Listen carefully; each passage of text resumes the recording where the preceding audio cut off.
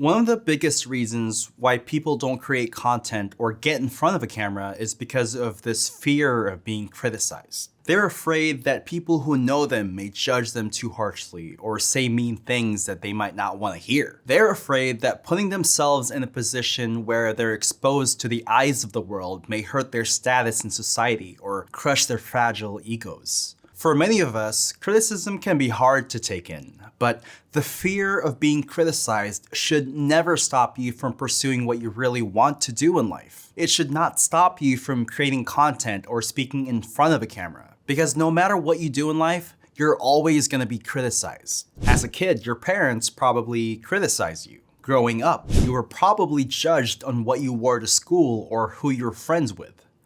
At work, maybe your boss often criticizes you. The point is, you can't escape criticism and other people's opinions about you. The famous Greek philosopher Aristotle once said that to avoid criticism, all you need to do is say nothing, do nothing, and be nothing.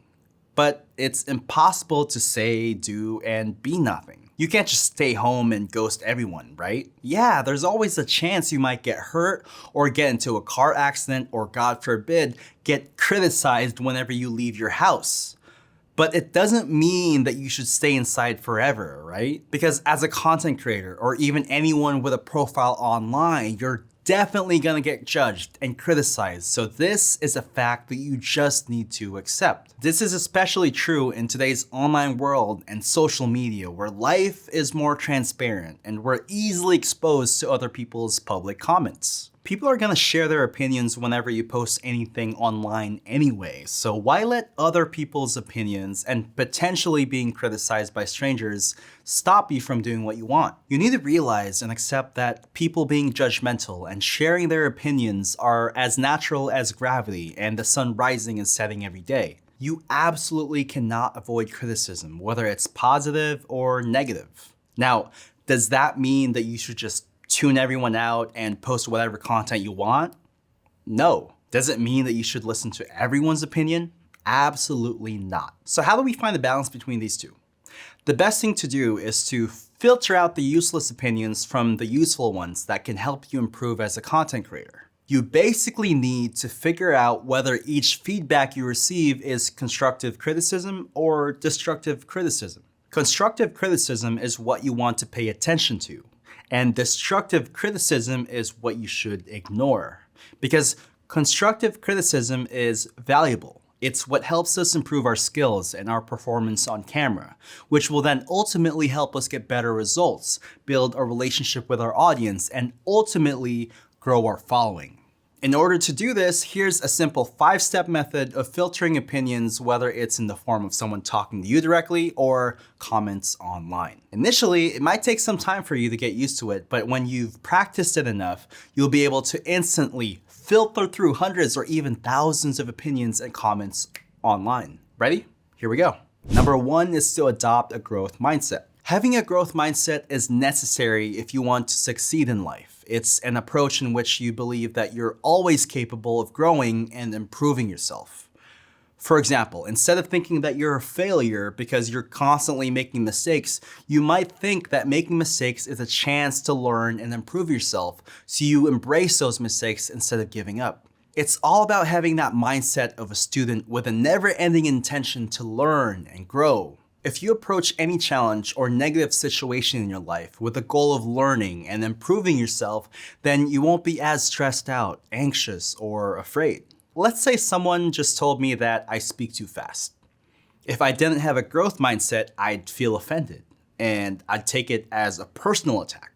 I'd probably feel self-conscious, and I might think that I'm not good at talking and maybe I should just shut up forever. However, with a growth mindset, the drive to constantly improve myself, and the curiosity to learn, I can approach a person's opinion in a positive way without being offended. If someone told me that I speak too fast, then I'd respond with, "Oh really? What do you mean?" As if I'm investigating them. And if they might respond with, "You're speaking too fast and it's hard for me to understand what you're saying," And as someone who always wants to improve the way I speak, I'd consider it as constructive feedback, and maybe I'll slow down the way I speak next time so more people can understand what I'm saying. So if you approach any situation as someone who constantly wants to learn and understand, then I guarantee that you'll be less offended or hurt. And I also guarantee that you'll be psychologically bulletproof.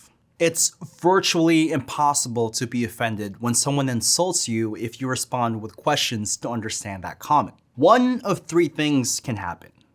One, the other person might start doubting the reality of what they said and take it back. Two, they'll explain why they said that comment, and you'll realize it's constructive criticism and you'll both find compromise. Or three, you'll realize that their comment wasn't really constructive and it was really just meant to insult you, so you can just ignore it. Now, aside from adopting a growth mindset, here's steps 2 to 5 on how you can deal with criticism in a case-by-case basis. This essentially is an expansion of what I mentioned before. 2, avoid having an automatic reaction. As soon as someone says something that you might find offensive, the first thing you might do is get triggered and react with intense emotion. Or you might get defensive and snap back with a comeback comment. Either way, if you automatically respond with emotion, you've already lost. As soon as you get defensive, you become the loser and you've validated your critic. The truth is, this automatic reaction comes from our subconscious minds and deep-rooted beliefs, so it's extremely difficult to control. That's why it takes a lot of character and willpower to avoid having an automatic response. Fighting your ego takes so much energy, but it'll be worth it. Because when you're able to pause and take a moment to reflect on the other person's opinion or comment or criticism, you've already won half the battle. Next, qualify the critic. You need to qualify the source of this opinion. Did this idea come from a credible source or not? Because the weight of the comment depends on who it's coming from.